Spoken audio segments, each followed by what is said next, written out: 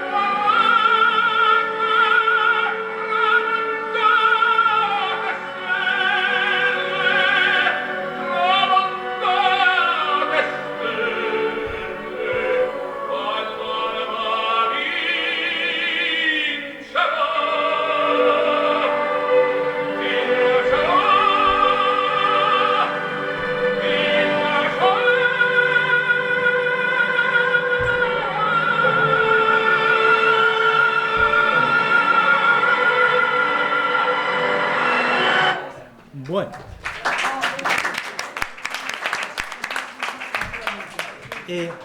No es ninguna broma, no es un dorma, ninguno duerma para estas horas.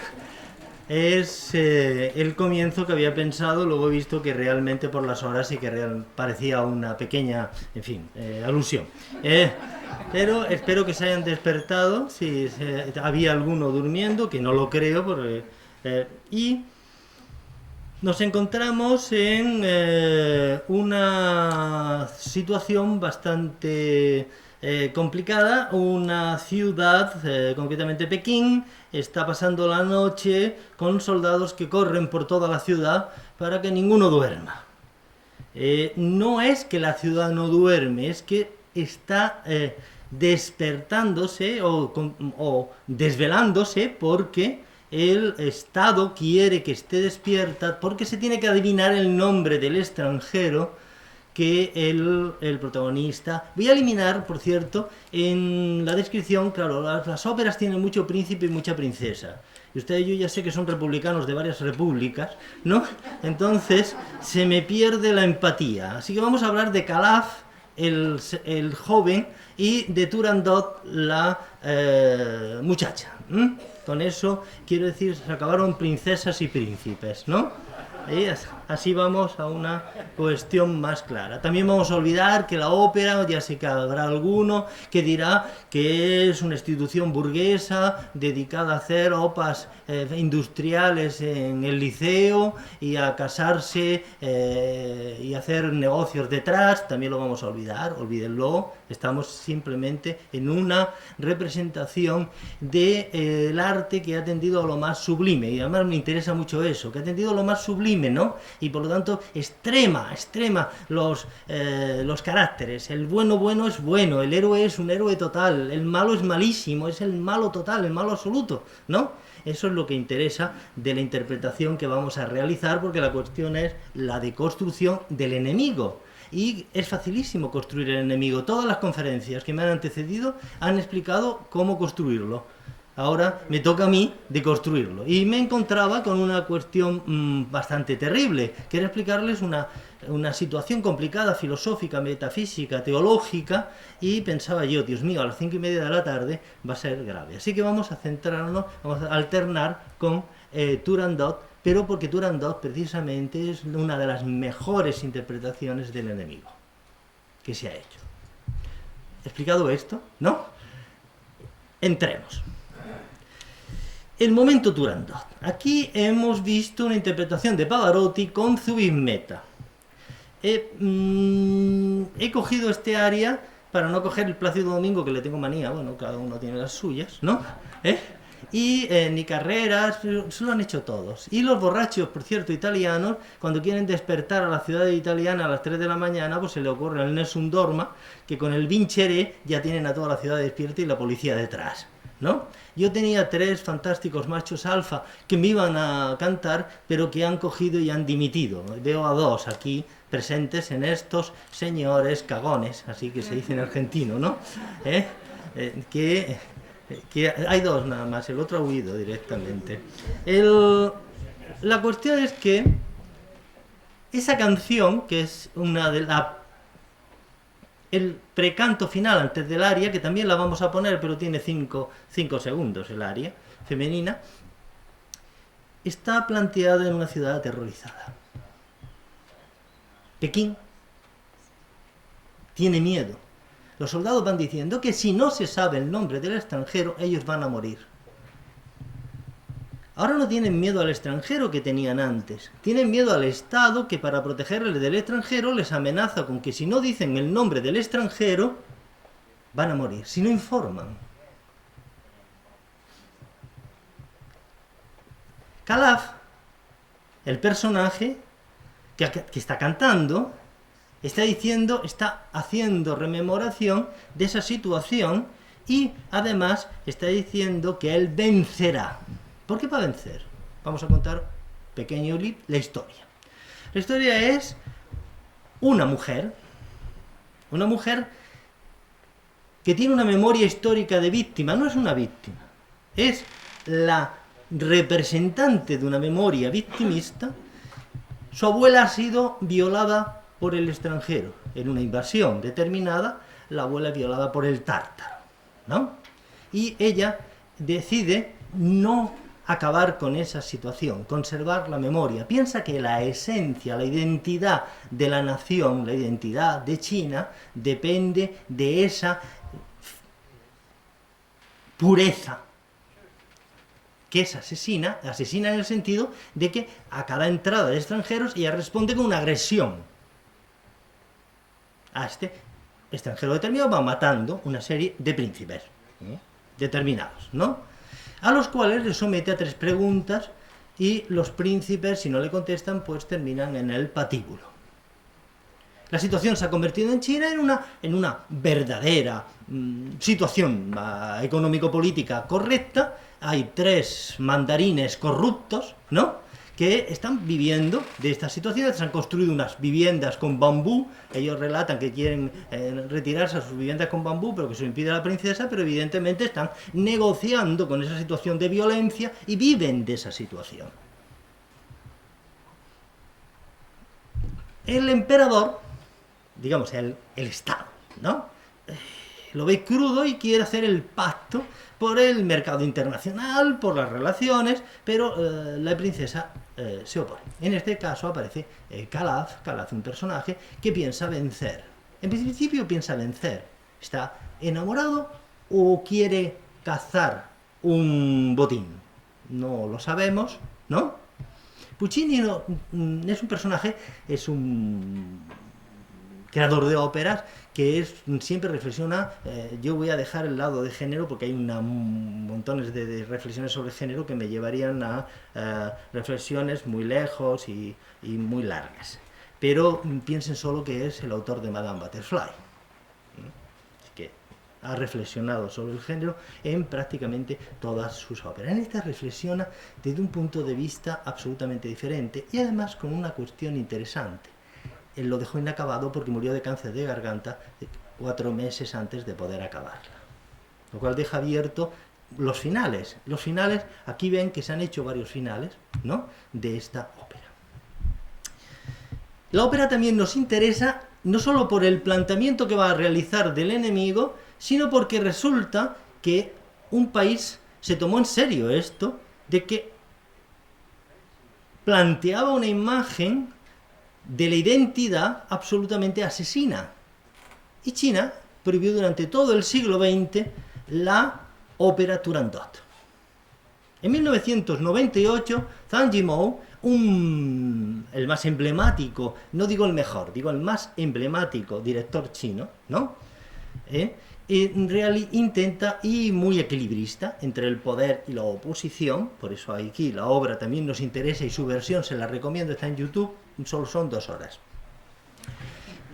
Con Rubik Mehta representan Turandot por primera vez en China y en un escenario magnífico. La ciudad prohibida se les abre. ¿Por qué ha sucedido esto? ¿Cómo llega el gobierno chino a la conclusión de que debe abrirse la ciudad? Participan una cantidad de grupos corales y el ejército hace de comparsa.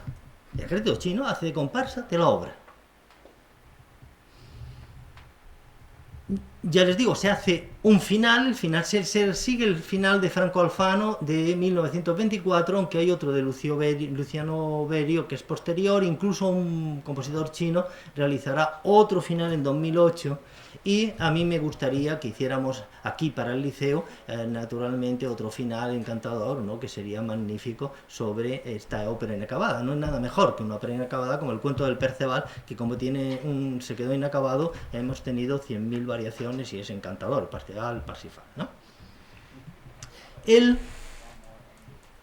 La cuestión es que China en 1998 se plantea una apertura al mundo muy interesante, y precisamente la apuesta es Turandot. Turandot,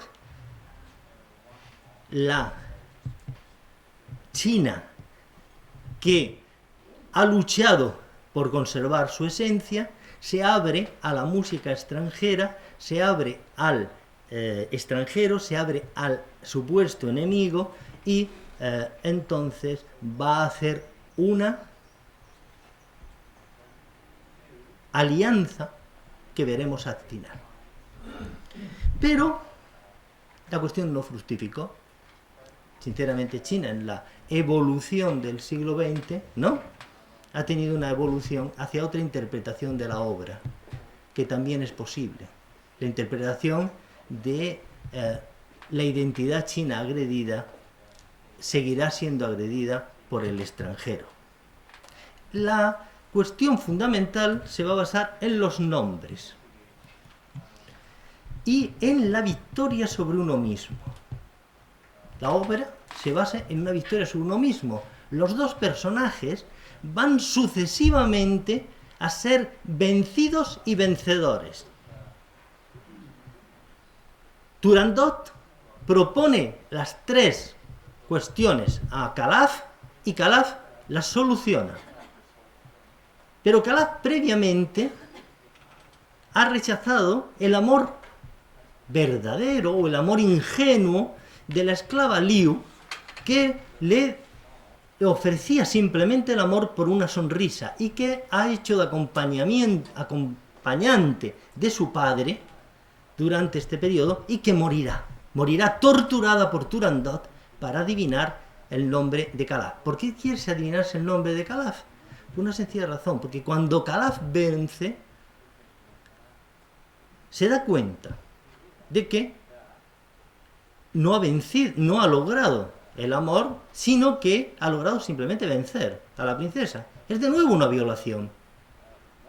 Y le ofrece a la princesa una solución, que es que adivine su nombre, y entonces, si adivina su nombre, podrá matarlo igual que a los otros pretendientes anteriores, ¿no? Es esa noche de terror que se desarrolla en donde la princesa sabe que puede perder y el pueblo de Pekín, que en realidad ya desea, junto con los tres mandarines, que se acabe en un acuerdo este enfrentamiento de la memoria histórica, pero en medio está Liu, que sí que sabe, y la princesa descubre que sabe, el Estado descubre que sabe. La princesa es torturada y muere en esa noche. La versión de Zhang Yunmiu fue una versión acorde con una línea del Partido Comunista. Se destaca la esclava, se destaca esta víctima, ¿no?, en el intermedio, y entonces, digamos, queda un poco la figura de Turandot, ¿no?, la figura del poder represor, queda bastante ambigua. Hubo dos interpretaciones, una interpretación evidentemente proletaria marxista, ¿no?, y una interpretación de otros que pensaron que era un ataque al propio Partido Comunista. Por lo tanto, ahí la cuestión estuvo bastante complicada. Pero nosotros nos vamos a centrar sobre la victoria sobre uno mismo. Así que Calaf, que deja de considerar el amor como una victoria y descubre su nombre quedando desprotegido, es decir, perdón, al final de la noche él decide que va a decir su nombre y se lo dice a la princesa con un beso. Con lo cual queda absolutamente desprotegido. La princesa ya sabe su nombre, él ha dicho que si sabe su nombre y lo dice, él morirá.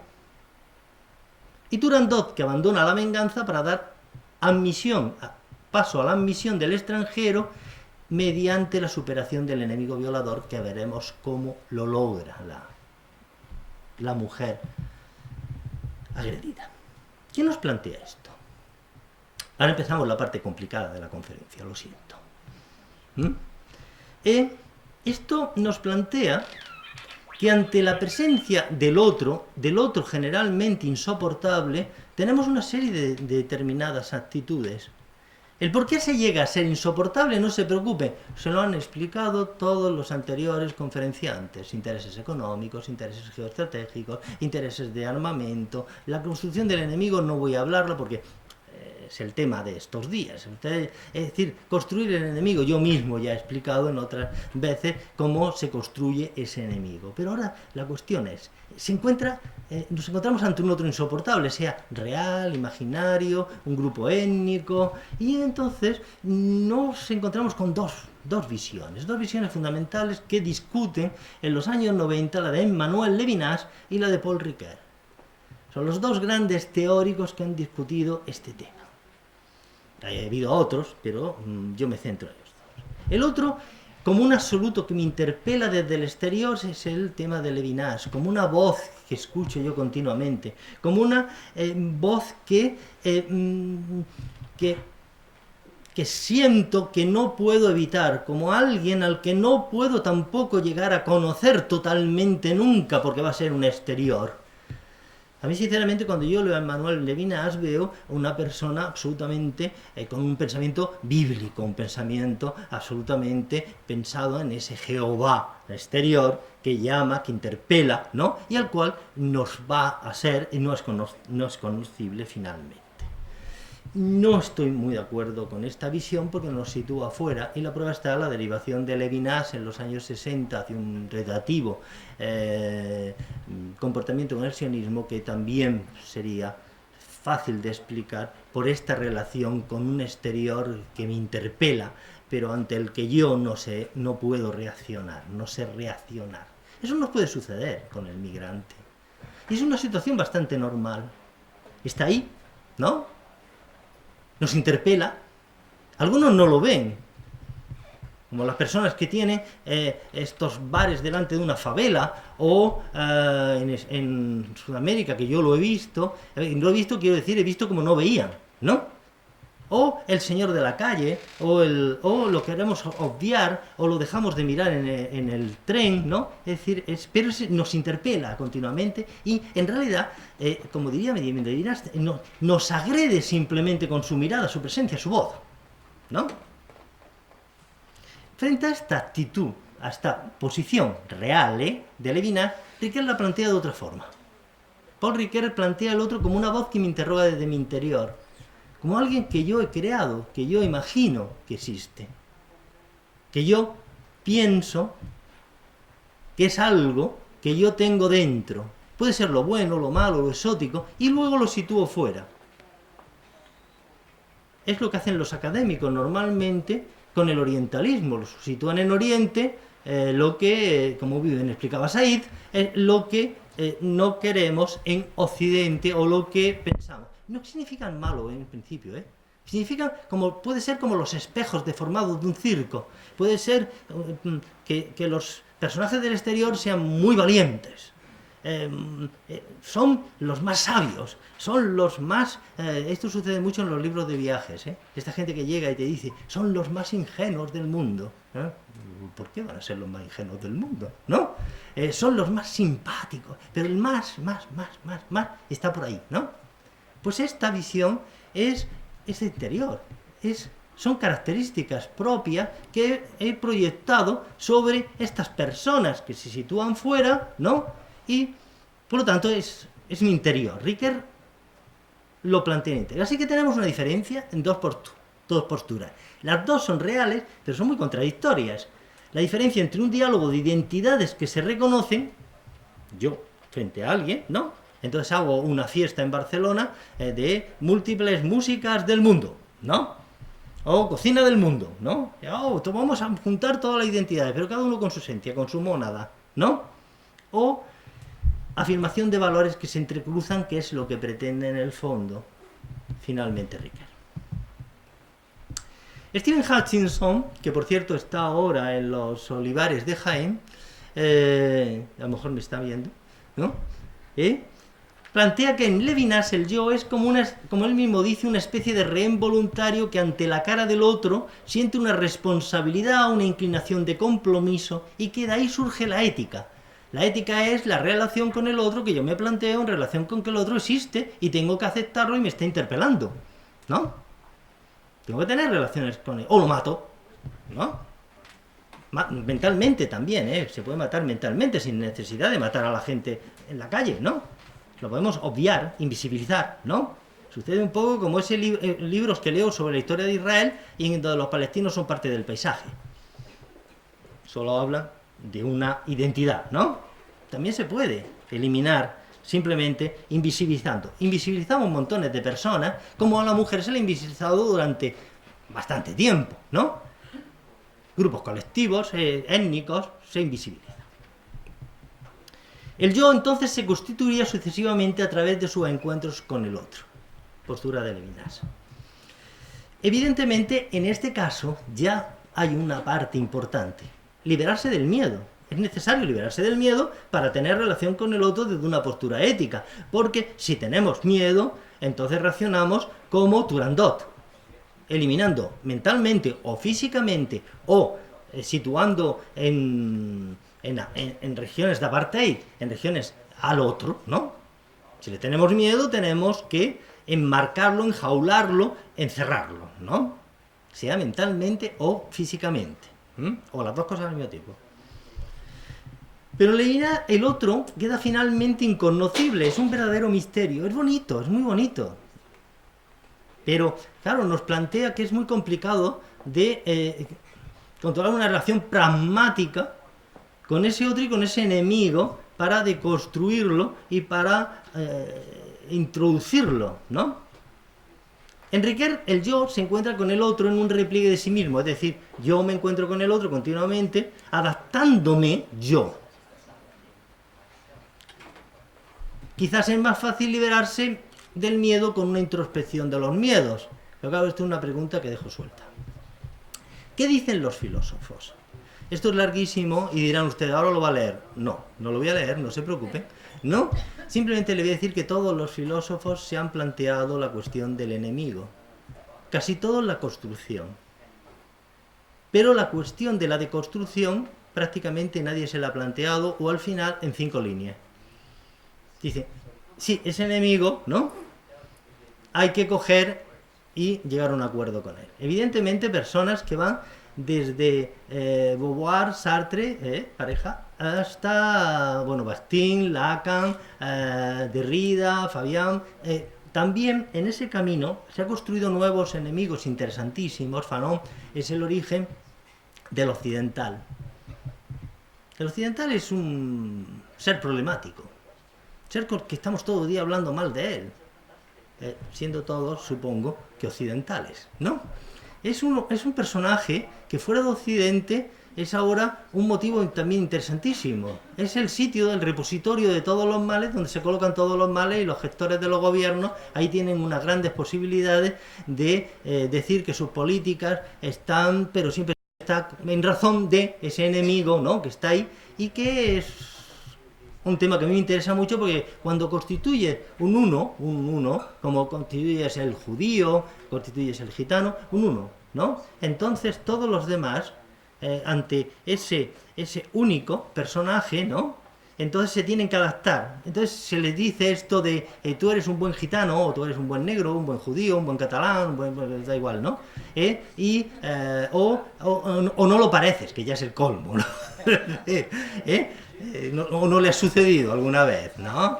Entonces, con el occidental también sucede, fuera de Occidente, ¿no? Entonces es un tema complicado, ¿no? Bueno, esto los filósofos, por lo tanto, que ya en el artículo que si quieren pueden leer, escribiré, pondré las posiciones de todos como un cuadro, ¿no? Todo cuestión del enemigo, ¿no? Y verán que la cuestión es bastante cruda,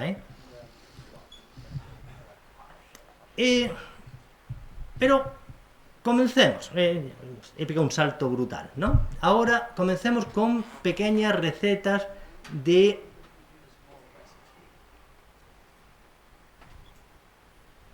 la ópera misma, de Turandot, y también de las experiencias prácticas que tiene. El enemigo público es una persona. Eso parece una idiotez, ¿no, José María? Es en francés tiene una palisade, aquí como se dice, un perogrullo, ¿no? Sí, pero no. El enemigo público, lo primero que hacemos es despersonalizarlo. Cuando en la prensa te dicen, es que no ha sido nada humano el comportamiento de ese pederasta, ahora digo un enemigo público, no ha sido nada humano el comportamiento de ese terrorista, estamos situándolo fuera, ¿no?, de la humanidad. Por lo tanto, en primer lugar, la primera manera de situar al enemigo en una posición normal es volverlo a decir, no, eso puede ser un monstruo, que también, mira, la palabra monstruo también indica un animal, siempre, pero es una persona. El juicio popular lo condena en la opinión. Eso no significa aplicar la justicia. La condena de los juicios populares no es la justicia. Pero cada vez, si ustedes ven, está determinando la justicia esos juicios populares que últimamente tenemos en las redes, en donde se condena de antemano a cualquier enemigo público. Solo que nosotros nos damos cuenta de los enemigos públicos que son los de los otros, no los nuestros. Y los nuestros consideramos que son verdaderos enemigos públicos deshumanizados. Por tanto, confundimos la justicia con la venganza. Esto es larguísimo, esto tiene una historia preciosa, eso desde el origen, ¿no? Eso el ojo por diente, ¿no? Ojo por ojo, diente por diente, ¿no? Es decir, que no es que se lo haya inventado las redes sociales, ¿no?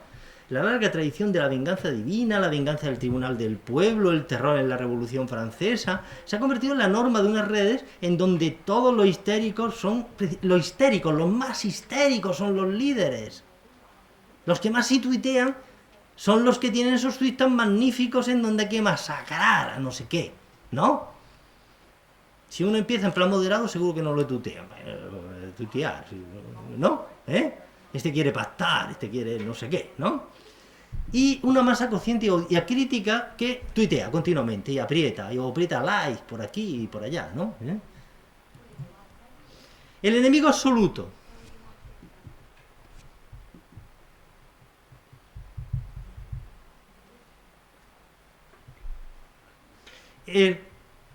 Denominado este enemigo, esta mañana me ha encantado la conferencia de la revista del IEMET, que nos planteaba que ese enemigo demonizado se puede convertir en muy atractivo para un grupo. Yo de pequeño me encantaba más el Conde Drácula que todas las víctimas del Conde Drácula. Y estos enemigos, no digamos las malas malísimas de Disney, ¿no?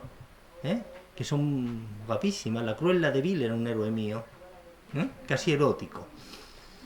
Es decir que el enemigo absoluto tiene el peligro de que cuando no veamos tan esplendoroso el Estado que nos defiende o la sociedad que nos defiende, ese enemigo absoluto, a lo mejor resulta que empezamos a pensar, pues ese enemigo absoluto puede tener razón, ese enemigo absoluto que simpático que es, ¿no?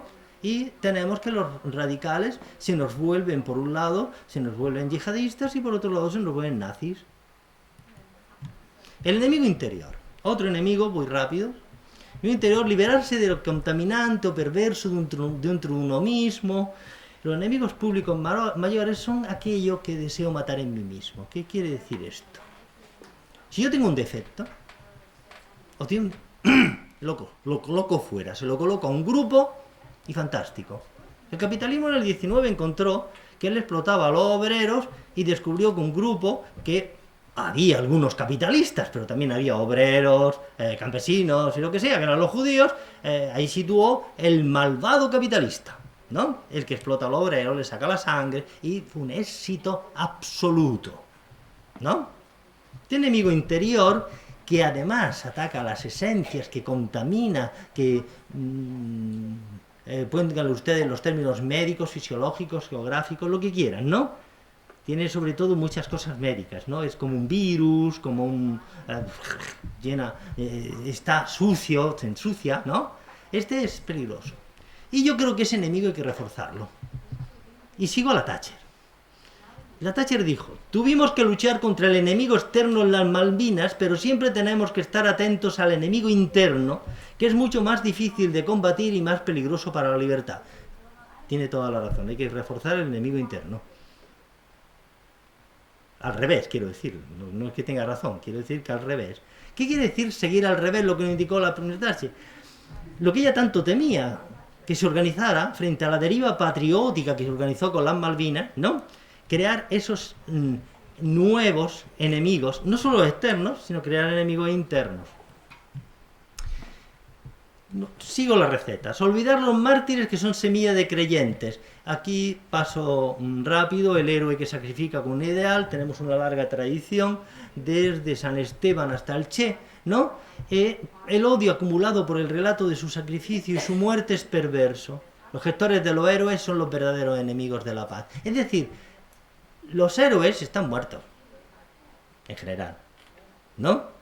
Pero los gestores de los héroes viven de la memoria histórica de los héroes. Los convierten en padres de la religión, de la patria, de lo que quieran ustedes, y entonces los tenemos peligrosos.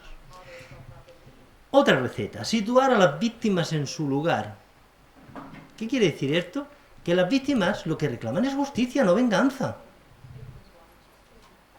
Es la justicia la que se debe ocupar de las víctimas. Las víctimas no tienen que participar en los procesos de paz. No son un actor de los procesos de paz. El victimismo no debe introducirse en la memoria histórica y los manuales escolares como se está introduciendo. Porque eso ni beneficia a las víctimas, ni beneficia al proceso de paz. Las víctimas evidentemente que tienen que ser justicia y sus victimarios ser condenados. Pero no tiene nada que ver con los que viven de las víctimas. Y evidentemente un pequeño eso, un suicida, no es un mártir. Tenemos un exceso de mártires. Un mártir asesino no es ni mártir ni víctima más que de su propia ideología. Y aquí tiene una frase de Chesterton que es muy bonita, no la voy a leer. Y 3 mitos a destruir. Primer mito: el odio durará siglos.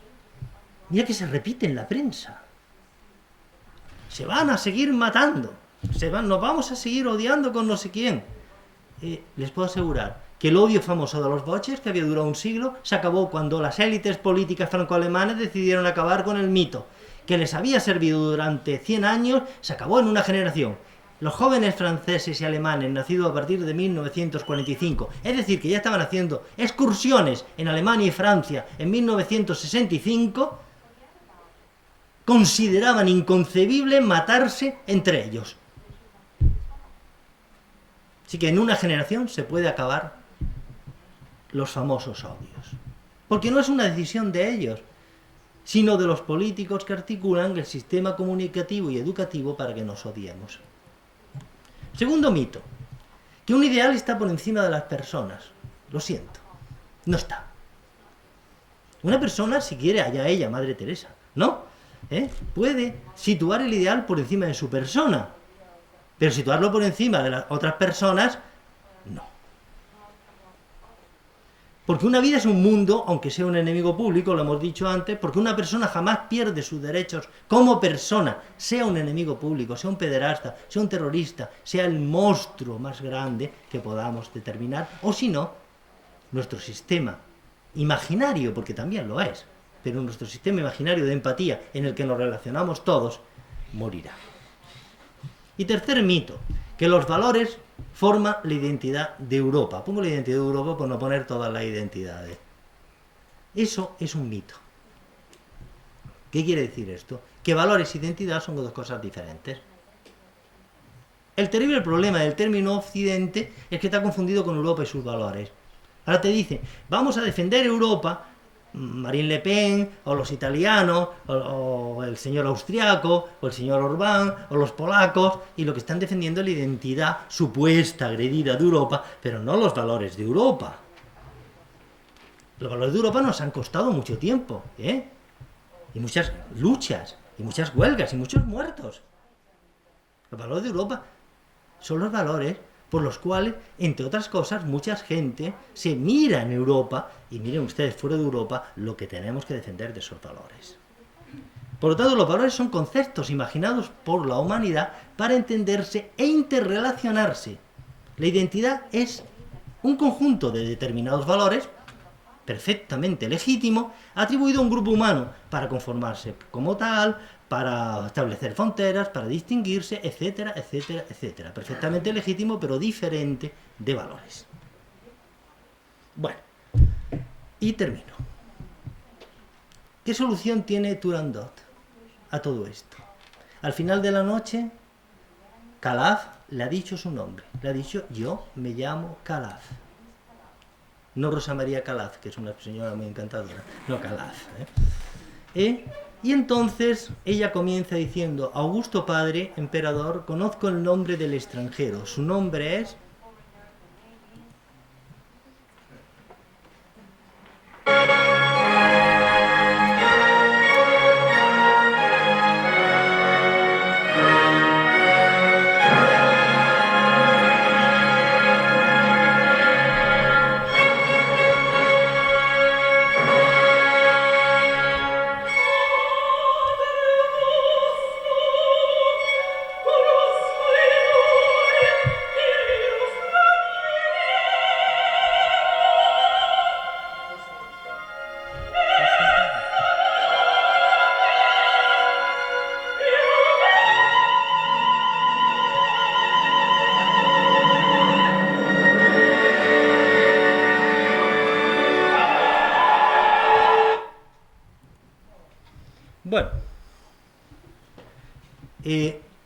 Augusto padre es el emperador.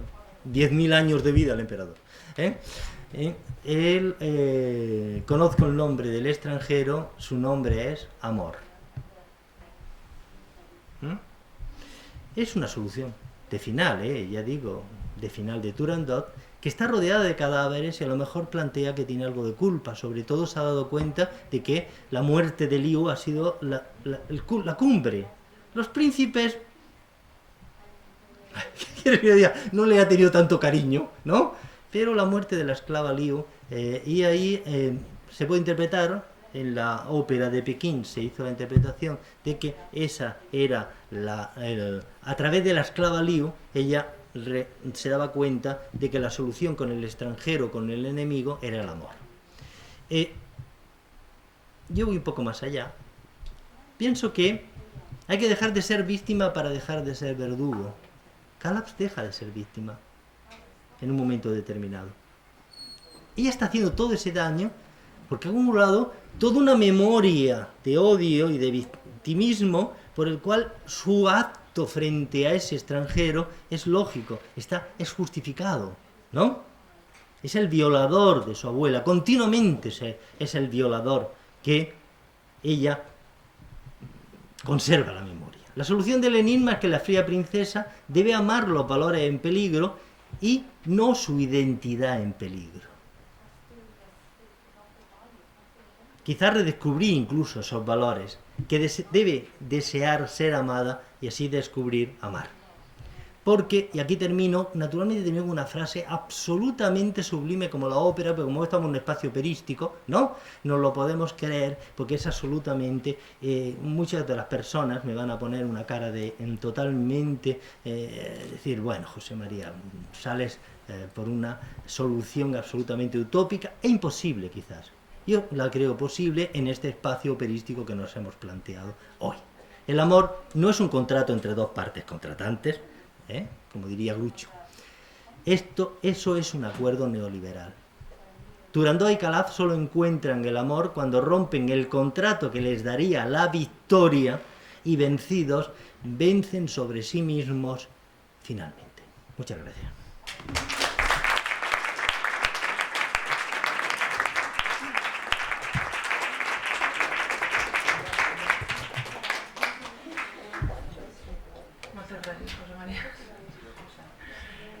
Tenim encara 20 minutets per preguntes, comentaris, si voleu.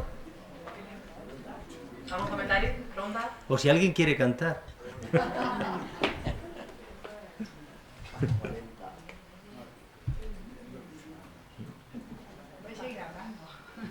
Sí, puedo seguir hablando, ¿eh? Os puedo explicar todo lo de los filósofos, que es duro, ¿eh? Yo más que preguntar, bueno, quiero agradecer porque realmente como israelí también creo que esa es la solución, ¿no? Realmente no israelí y no judíos y árabes, porque eso no es, o sea, nos quedamos lo mismo, sino que tenemos que encontrar una nueva identidad, que tiene que ser una identidad en común. Me parece que eso, cierto, ¿no? Me parece que eso te refieres con la es la única solución. Sí, es evidente que yo no desmerezco para nada el término de identidad. Lo que lo veo es un elemento en construcción, no en defensa, ¿no? Y precisamente en ese diálogo, que ya digo, Levinas, que es magnífico, no quiero, se quedó en este esquema del diálogo de dos mónadas independientes. Y entonces esto puede terminar en un enfrentamiento como terminó. La prueba está en que no dio salida, cuando se le preguntó por la guerra de los 6 días, no dio una salida lógica. No podía darlo. Sí, pero hacer un encuentro, pues estamos hablando de dos personalidades, el diálogo entre dos. Siempre va a seguir el desencuentro. Sí, pero claro, es muy complicado que los dos se declaren vencidos admitiendo al otro, Ahí está el problema.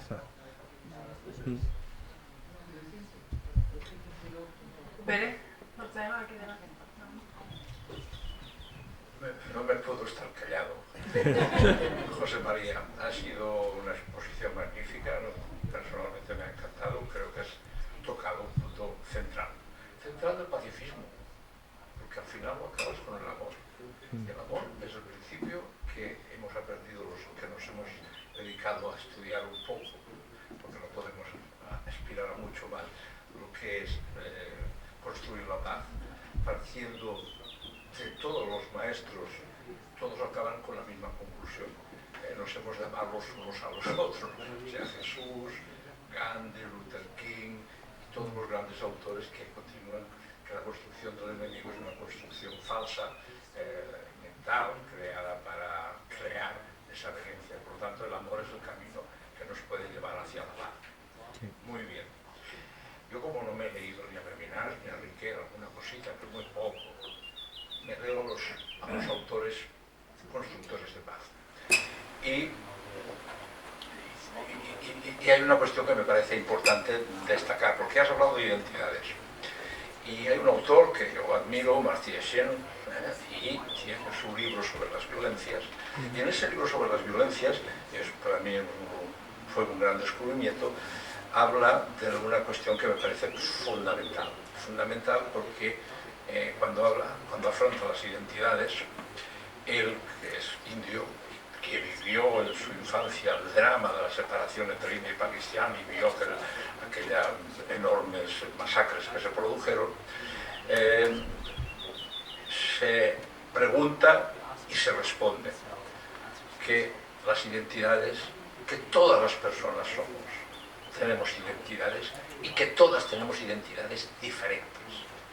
Y por lo tanto, con la construcción de la identidad es siempre plural, diversa y que no existe una sola identidad. Porque entre nosotros en esta sala hay muchas identidades. Tenemos géneros diferentes, tenemos lenguajes diferentes, tenemos comunicaciones diferentes y eso es también una aportación para la paz.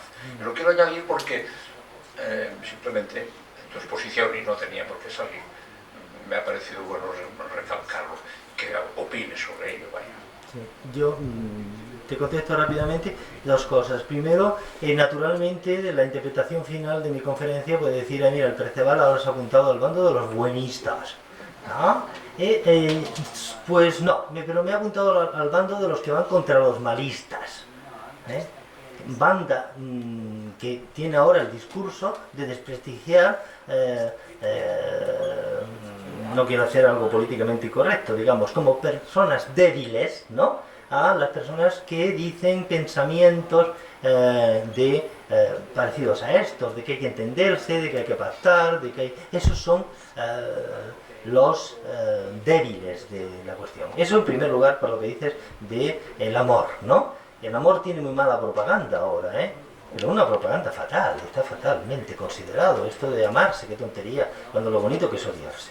Y en el segundo, lo que ha planteado, evidentemente, yo no estoy con la misma luz y la de identidades asesinas, todo lo contrario, creo que las identidades son fantásticas y que además es imposible vivir sin una identidad, pero que hay que admitir una identidad ni agredida, ni victimista, sino una identidad en construcción constante, en pacto, y cada uno la suya, algo así como un menú. ¿Cómo se llama este menú que puedes coger lo que quieras?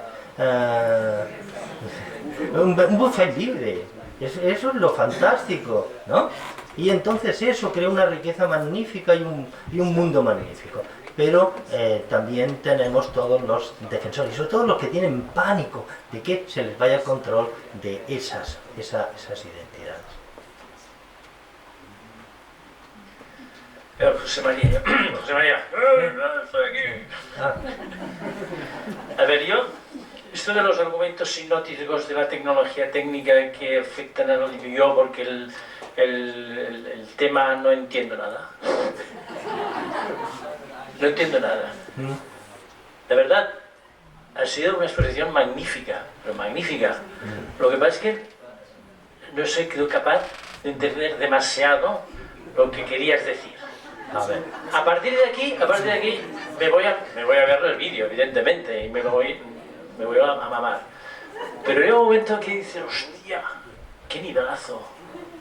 Y me he quedado, de verdad, la exposición y con el Turandot, bueno, ya me he quedado de piedra.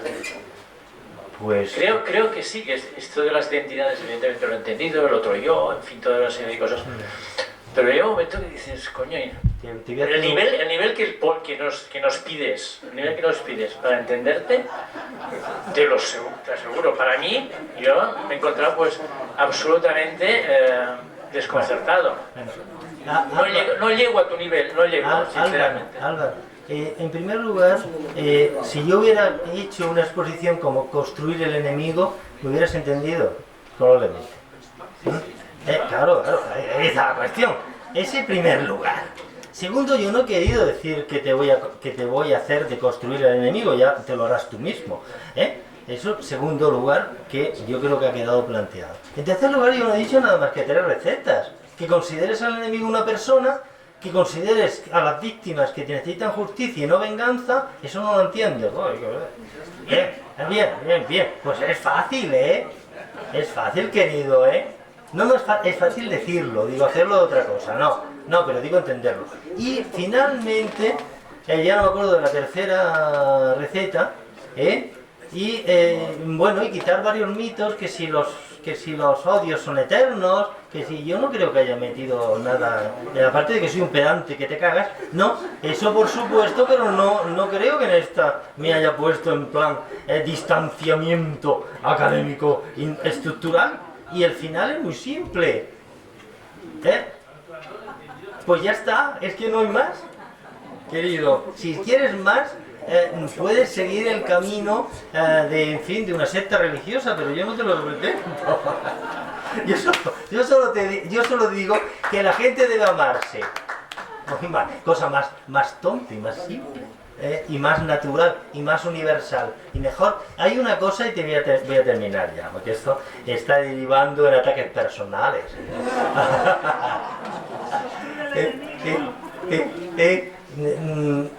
Hay una cosa que digo a los alumnos que cuando les explicas historias, normalmente los profesores damos la respuesta ya, siempre matamos al criminal, lo damos ya antes de mano, los spoilers no existen, es que ya das el final, todas estas cosas, ¿no? Y una de las cosas que les digo, piensen ustedes que de todas maneras, dentro de su vida, la que va a decidir el más, la que va a determinarles todo lo que van a hacer en su vida, va a ser la decisión más irracional, que es elegir una pareja, porque no hay cosa más irracional que elegir una pareja, ¿o no? Por lo tanto, lo más importante de la vida es absolutamente irracional, ¿no?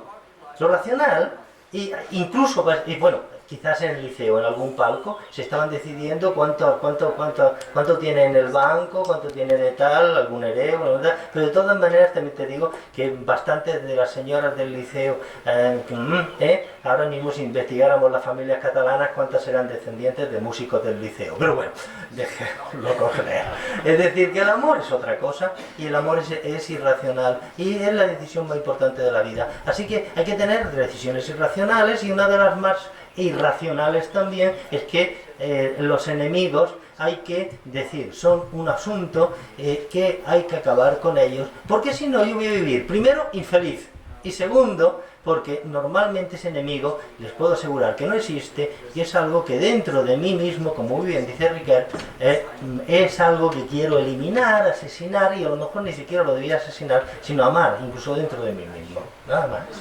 Bueno, muchas gracias.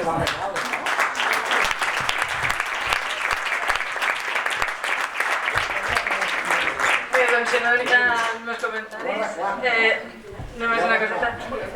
Recordar-vos que ara a 2:15, 7:30, no sé, més millor,